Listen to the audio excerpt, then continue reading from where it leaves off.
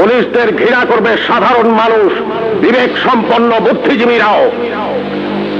আপনারা সবাই ভুলে যাবেন AK-47 মতো মারাত্মক অস্ত্র পাওয়া গিয়েছিল আসামিদের কাছে।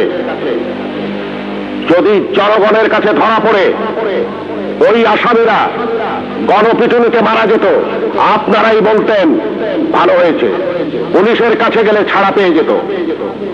একটা কথা মনে রাখবেন, পুলিশ কখনো আসামি ছাড়ে না। আসামি ছাড়ার অধিকার শুধুমাত্র বিচার বিভাগের। বলুন তো, AK-47 মতো রাইফেল কেন এদেশে আসবে, যা শুধু যুদ্ধক্ষেত্রে ব্যবহৃত হবে? কেন AK-47 বাংলাদেশে আসছে? কিসের আলামত? 9 শুটার বন্দুক কেন টিসিবির মাধ্যমে হাজার হাজার বন্দুক সাধারণ মানুষের হাতে তুলে দেওয়া হচ্ছে? কেন? কে জবাব দেবে? এই 9 শুটার বন্দুক দিয়ে কি হচ্ছে? হচ্ছে চাঁদাবাজি, হচ্ছে খুন, হচ্ছে সন্ত্রাস। কে বন্ধ করবে এই সন্ত্রাস? কে জবাব দেবে? কে জবাব দেবে?